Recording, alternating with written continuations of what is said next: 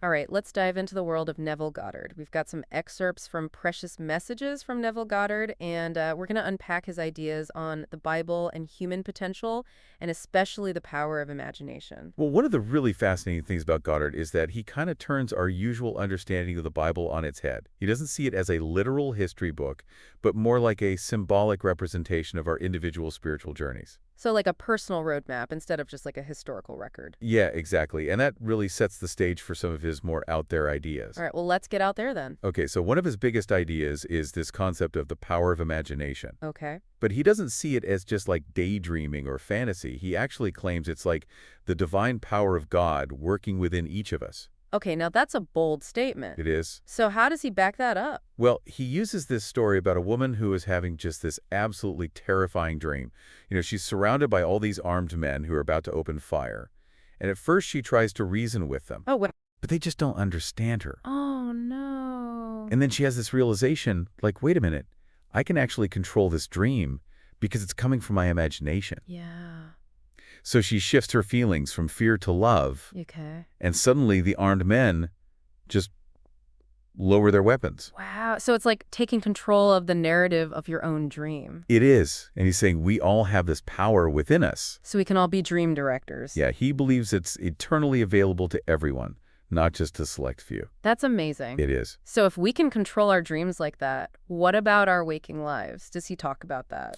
He does. And this is where his unique take on Christmas comes in. Okay. Because for Goddard, Christmas isn't just about that one night in Bethlehem, with the shepherds and the wise men and all that. Right. He argues that it's really a symbolic representation of a spiritual awakening that happens inside each of us. So an internal Christmas as opposed to the external celebration. Yeah, that's a good way to put it. So what does that look like? What is this internal awakening? Well, he described it as a four-stage process. It starts with resurrection, then moves to birth, then the discovery of God's fatherhood, and then, get this, ascension in the form of a serpent. Hold on, a serpent. That's not exactly traditional Christmas imagery. No, not at all. But you have to remember, he's not talking about like temptation, like the Garden of Eden. Right. Instead, he uses the serpent to symbolize transformation and spiritual growth. Ah, okay. Which fits in with this whole idea of rebirth. I see. So instead of just celebrating Christmas once a year, he's saying that we should be constantly striving for this internal transformation. Exactly. You got it. That's fascinating, and it makes me wonder about how he sees death, because we've got Christmas, and now I'm thinking about death. How does he connect those two? Well, that's another area where he challenges conventional thinking. Okay. Because for Goddard, physical death isn't the end. Okay. He believes it's just a transition to a new spiritual body. Oh, interesting. He even calls it a glorious body of power and wisdom. So like trading in our old car for a new model? I like that. That's a great analogy. He's saying that we shed our physical limitations and move into a different way of existing. He doesn't really give us all the details of what that's like. Right. But he definitely wants us to be curious about what's beyond this life. It really makes you think. Yeah. But before we get too far ahead, let's go back to the Bible for a second, because you mentioned that he sees it as symbolic, not literal. So how does that work in practice? Well, he gives this example of a woman who saw him, the speaker, as an ancient Chinese philosopher. Okay. But obviously not literally. Right. It was meant to highlight this idea of reincarnation, that we play many roles throughout time. So the Bible becomes less about specific historical events and more about understanding these different stages of spiritual development. Yeah, exactly. He's encouraging us to read between the lines and to see the stories as reflections of our own inner journeys. That's really interesting. So that kind of leads into his concept of God, right? It does. So let's talk about that. What's Goddard's take on who or what God is? This is where things get really interesting, because he believes that God isn't some distant external being. Okay. God is within each of us. Okay. As our imagination. So not praying to God, but tapping into the God power that's already inside us. Exactly. That's a really good way to put it. And he even uses the story of Joseph interpreting Pharaoh's dreams to illustrate this. Right. He argues that Joseph wasn't getting messages from some external God. He was accessing the divine power that was already a part of him. So if we apply this to ourselves, it means we all have that same connection to the divine within us. Exactly. That's a big idea. It is. But it raises a question for me. If we have this godlike power within us, why are our lives so full of limitations and struggle? That is a great question. And this is where Goddard's idea of self-imposed limitations comes in. Okay. He believes that our current circumstances, our limitations, are a direct result of our own beliefs. So we're basically creating our own reality, even the negative parts of it, through our thoughts and beliefs. That's exactly what he's saying, and he uses this really inspiring story to illustrate it. Okay. There was this woman who desperately wanted to reduce her rent and get some much-needed improvements to her apartment. I think I know this story. Didn't she face a lot of resistance from her landlord? Yeah, she did. Her landlord was totally against it, but she had this incredible faith in Goddard's principles. Okay. She just persisted in imagining herself enjoying a lower rent in a beautiful renovated apartment. So I'm guessing it worked. It did. The landlord had this complete change of heart and not only lowered her rent, but also made all the improvements she had envisioned. That's amazing. It really shows how our beliefs shape our reality. Yeah, but there's got to be a catch. It can't be that easy. Well, you're right, there is a catch. Okay. Goddard says the biggest obstacle to manifesting our desires is doubt. Okay. In fact, he calls doubt the unforgivable sin because it denies the power of God within us. So if we doubt ourselves, we're essentially doubting this divine power that he says is in all of us. Exactly. Okay, that makes sense. But how do we overcome that doubt? Because it can be pretty ingrained, you know? It can. Yeah. Well, he uses another great story to illustrate this, the one about his friend Freedom, who lost his beloved piano. Oh, yeah. And it seemed like a totally hopeless situation. I'm getting Freedom got a piano back. He did. But the important part is that even when it was gone, Freedom refused to accept the loss. He just held on to this belief that it would be returned. Wow. And miraculously, it was... Okay, so talk about unwavering faith. Yeah, He's saying that no matter what our external circumstances look like, we need to hold on to that belief that our desires are possible. you got it. That's powerful. It is. So speaking of powerful figures, Goddard talks a lot about David from the Bible. He does. What's the significance of David in his teachings? Well, for Goddard, David represents the Son of God. Okay. But even more importantly, he embodies the revelation of our own divine parentage. So it's not just some ancient story, it's a mirror reflecting our own potential for spiritual awakening. Exactly. And Goddard believes that within each of us is this David waiting to be awakened. He even uses parts of Browning's poem Saul to illuminate this, Okay. to illuminate David's role as this forerunner to the Messiah. So he's really weaving together all these different sources to drive home this point. He is. And that point is that we're all on this journey to discover our inner David, to recognize our own divinity. That it. And he stresses that this isn't some distant future event. We will all experience this David within ourselves, calling us Father and revealing our true nature as God. That's powerful imagery. It is. But I have to admit, some of the symbolism can be a little hard to grasp. Like when he talks about the napkin as representing spiritual rebirth. Right. What's that all about? Well, he points to the napkin that appeared after Jesus' resurrection Okay. as a symbol of the placenta and spiritual rebirth. Okay. Essentially, he's saying that the physical birth from a woman isn't the most important one. Okay. It's the birth from above Okay. that allows us to enter the kingdom of heaven. So he's talking about this internal transformation, Yeah. a shift in consciousness rather than a physical event. Yeah, exactly. I see how all these pieces are starting to fit together, but how do we actually cultivate this spiritual rebirth? Does he give us any practical tools? He does. And two of the big ones are gratitude and forgiveness. Those sound a little more familiar, but how do they fit into Goddard's worldview? Well, he believes that expressing gratitude for something before it manifests is a really powerful act of faith Okay. that actually speeds up the process. So it's like thanking the universe in advance for something that we haven't even received yet. Yeah, exactly. Like showing that you have complete faith that your desires are already on their way. I like that.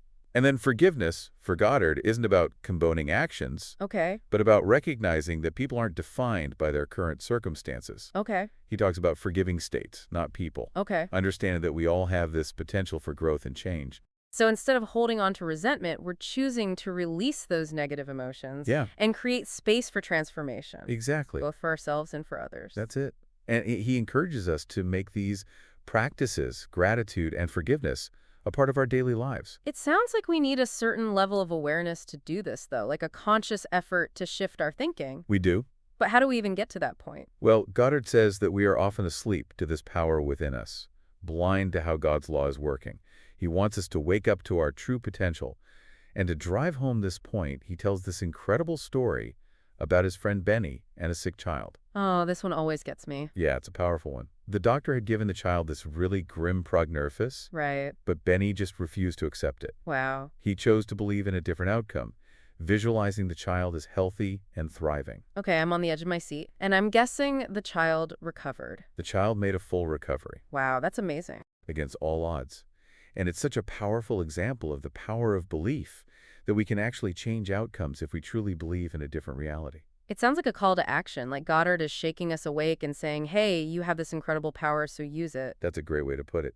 He's urging us to apply his teachings to create the lives we desire, to break free from those limitations and step into our true potential. This whole journey of moving from darkness to light, it seems like that's a central theme for Goddard. It is, and he uses some really vivid imagery to describe it.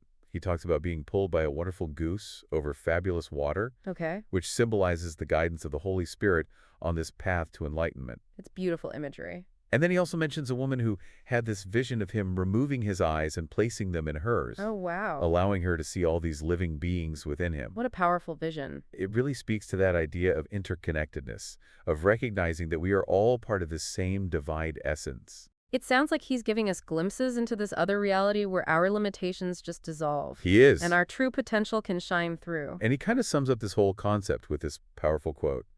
My dear, you are destined to know the way out of this world of death and the entrance into the world of eternal life by passing from darkness into light. That's beautiful. It is. It's a very inspiring way to frame this whole journey of spiritual awakening. It is. And Goddard's teachings really challenge us to question our assumptions, to recognize that power within, and to consciously choose the life we want to experience. That's a pretty tall order, but I have a feeling we're just scratching the surface of Goddard's teachings here. Oh, absolutely. We've got so much more to unpack.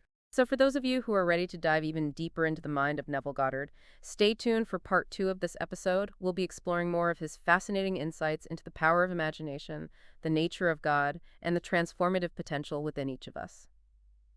Okay, so we're back and ready to keep exploring these really fascinating ideas from Neville Goddard. And last time, we were talking about this incredible power of imagination that he believes we all have. Yeah, exactly. He sees it as the key to unlocking our true potential. But how do we actually put that into practice? How do we harness that power? That's a great question. And it's where one of Goddard's most intriguing concepts comes in. This idea that we can actually achieve our desires by simply assuming the feeling of having them already. So instead of, working harder or striving more or, all the things we're usually told to do. Right, exactly. It's about shifting our internal state. That's it, you got it. He challenges us to kind of let go of that traditional idea of effort and really focus on our consciousness. Okay, so it's like belief is more powerful than action. Yeah, in a sense, he's saying that the key is not just, hoping or wishing for something, but truly embodying the feeling of already having it. Okay, so it needs to be real for us in our minds. Yeah, like so real, so vivid, that it becomes our dominant state of being. I've heard him use the term subjective appropriation to describe this process. What exactly does that mean? That's a good question. Essentially, it means mentally taking ownership of the feeling of our wish fulfilled, even if the external world hasn't caught up yet. So it's kind of like acting as if, but on this much deeper level. Yeah, exactly. Like convincing our subconscious mind that it's already a done deal. You got it. That's a great way to put it. Okay, so I know he uses a lot of stories to illustrate his points. Does he have any good ones about this? He does. So many good stories. He tells this one about a friend of his who wanted to travel to Barbados. Okay. And his friend didn't, book a ticket or make any plans or anything. Right. He just started mentally assuming the feeling of being on the ship, smelling the salt air, feeling the deck beneath his feet, really getting into it. Okay, and did he go to Barbados? Well, shortly after that, he gets a phone call offering him a free trip to Barbados. Wow, so he willed it into being. It's like he did, just by embodying the feeling of it. That's amazing. It really is a perfect example of subjective appropriation in action. But what about those times when things don't happen that quickly? Because, not every desire manifests overnight. That's true, and Goddard acknowledges that there can be this time lag between our assumption and its physical manifestation. Okay. He compares it to like an egg that needs time to hatch. Right. You can't rush the process. Patience is key. Absolutely. He really emphasizes this need for patience and this unwavering faith in the law of manifestation. Okay. He says everything has its appointed time, and we just need to stay steadfast in our assumption even when we don't see immediate results. So it's about trusting the process even when it feels like nothing's happening. Exactly. That's it. And again, he reminds us that doubt is the biggest enemy here. Right. That unforgivable sin. Yeah, exactly. We really need to just eliminate any trace of doubt and fully embrace the feeling of our wish fulfilled. I mean, it's easier said than done sometimes, right? It can be. It's like we're building this mental muscle, this ability to hold on to a vision even when the external world is telling us something different. That's a good way to put it. Yeah, it's like we're training our imagination to be this incredibly powerful tool for creating the life we want. So we're not just passively waiting for things to happen. No, not at all. We're actively shaping our reality through this power of our imagination. You got it. That's exactly what he's saying. He wants us to become these conscious creators of our own lives. It's an incredibly empowering idea. It is. It really shifts that focus, from external circumstances to our own internal state. Yeah, and it aligns with Goddard's core message that we are all God, possessing this infinite potential within our imagination. And speaking of God, I know Goddard has some pretty radical views on the nature of God, right? Oh, he does. He completely challenges that traditional image of God as, this external, all-powerful being who's kind of dictating our fate. Right. He actually equates God with our own consciousness. Okay. Our I am presence. I know he uses the biblical phrase, I am that I am, as a key to understanding this concept. Yes, exactly. He sees that statement as this direct affirmation that God isn't separate from us, Okay. but rather that God is the very essence of our being. So it's not that we are creations of God. Right. We are God. Yeah, that's Goddard's radical proposition. He sees the entire universe as a projection of God's imagination. Okay. And we as individuals are just expressions of that divine imagination. Okay, that's a lot to wrap my head around. It is. It's a mind-blowing concept. It implies that we have that same creative power within us that literally created the universe. Exactly. And he believes that as we awaken to this truth, we start to tap into our unlimited potential. It's like we've been handed the keys to the kingdom, but we haven't realized what they unlock yet. That's a great way to put it. He wants us to wake up from this slumber of ignorance and claim our rightful inheritance as divine beings. So it's not about worshiping a God out there. Right. It's about recognizing the God within Yeah, and expressing that divinity in our own lives. that's the essence of it. And he encourages us to become imitators of God, Okay? to embrace our creative power and shape our reality according to our deepest desires. So this idea of recognizing our divinity, is it something that we do on our own, or is there a collective aspect to it as well? That's a great question, and Goddard actually emphasizes that this awakening isn't meant to be this solitary pursuit.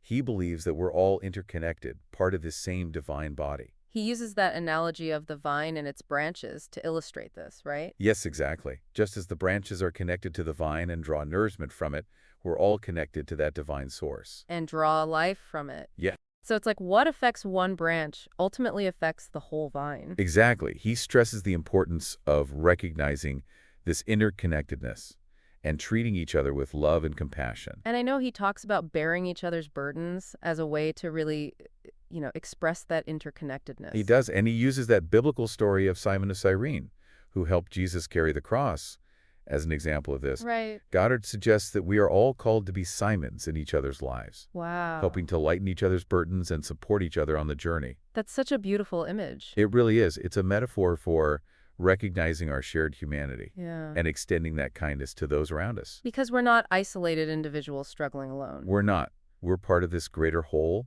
and we have a responsibility to support and uplift each other. And it seems like this interconnectedness also ties into his emphasis on forgiveness, doesn't it? Absolutely. It does. He says true forgiveness isn't about condoning actions, but about releasing judgment and recognizing the divinity within everyone. So it's about recognizing that, we all make mistakes. Yeah. We all deserve compassion. Exactly. Goddard urges us to forgive not only others, but also ourselves. Okay. He believes that holding on to guilt and resentment only hinders our spiritual growth. So forgiveness becomes this key to unlocking our true potential, both individually and collectively. Exactly, that's it. It frees us from the limitations of the past and allows us to move forward with love and understanding. It sounds like Goddard's teachings offer this really powerful message of hope and empowerment. Yeah, they do. He's saying that, we're not victims of circumstance, we're creators of our own reality. You're right. You got it. He wants us to awaken to our true nature as divine beings and step into our power as conscious creators. It's powerful stuff, and I think we need a minute to just digest all of this. Yeah, me too. Let's take a short break, and we'll be back with the final part of our deep dive into the world of Neville Goddard. So we've been through a lot with Neville Goddard, and one thing that really sticks out to me is how he really emphasizes personal experience. Oh, yeah, definitely. He's not just content with us, just, understanding his ideas on an intellectual level. Right. He really wants us to live them. Yeah, it's like he's saying, don't just take my word for it. You've got to go out and see for yourself. Exactly. He often says things like, I'm telling you what I know, not what I'm theorizing. Yeah.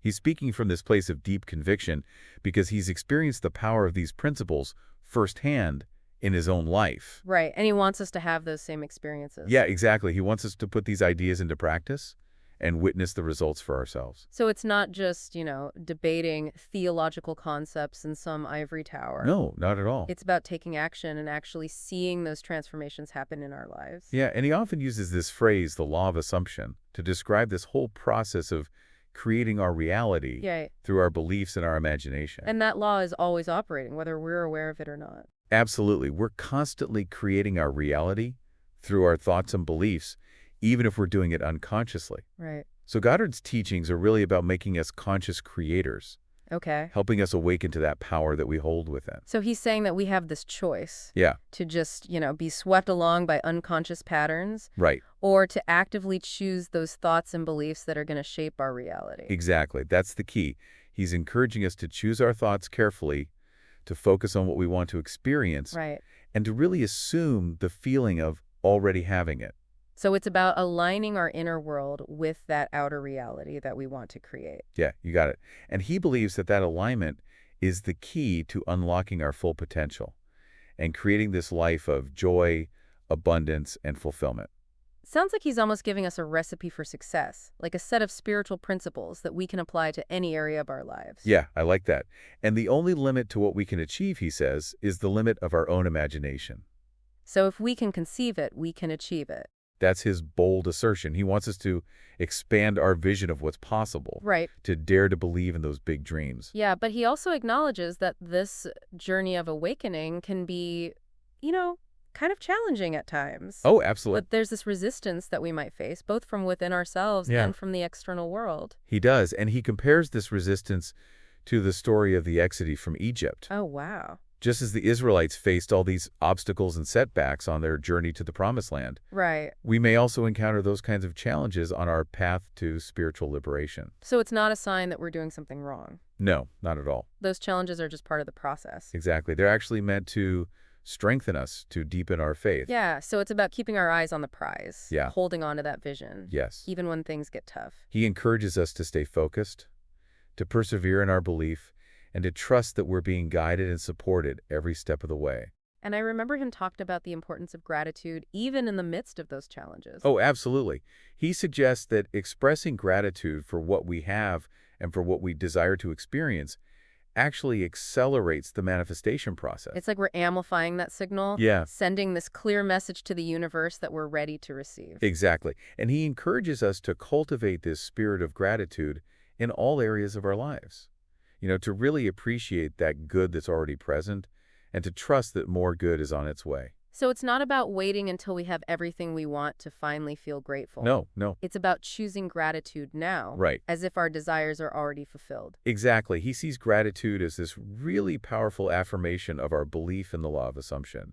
It's about aligning ourselves with the energy of abundance, of already having what we want. It really seems like this whole journey is much more about the process than the destination. Yeah, you're right. It's not about, achieving some perfect state of enlightenment, but about continually expanding our awareness and deepening our connection to the divine within. It's about growth and transformation and becoming more of who we truly are. Exactly. Goddard sees this whole thing, this spiritual growth, as an adventure. Yeah. A journey that's filled with wonder and discovery and transformation. So for those of us who are just starting out on this journey, what's the first step? Where do we go from here? Well, Goddard's message is really one of empowerment and liberation. Right. He's inviting us to step into our true nature as divine beings, Okay. to embrace the power of our imagination, Yeah. and to create this life that truly reflects our highest vision. It's about taking responsibility for our reality, recognizing that we're not just victims of circumstance, Right. but creators of our own destiny. He's offering us a path to freedom, a way to break free from the limitations of our past conditioning and step into this reality of our own making. So we're not just limited by what we see around us. No. We're limited by what we believe is possible. Exactly. So dare to dream big, Yeah. believe in the impossible, Yeah. and create a life that truly reflects that magnificent being that you are. This has been such an incredible journey, exploring these ideas with you. And for all of you listening out there, thank you so much for joining us on this deep dive into the world of Neville Goddard. We'll see you next time for another adventure in exploring this amazing world of ideas.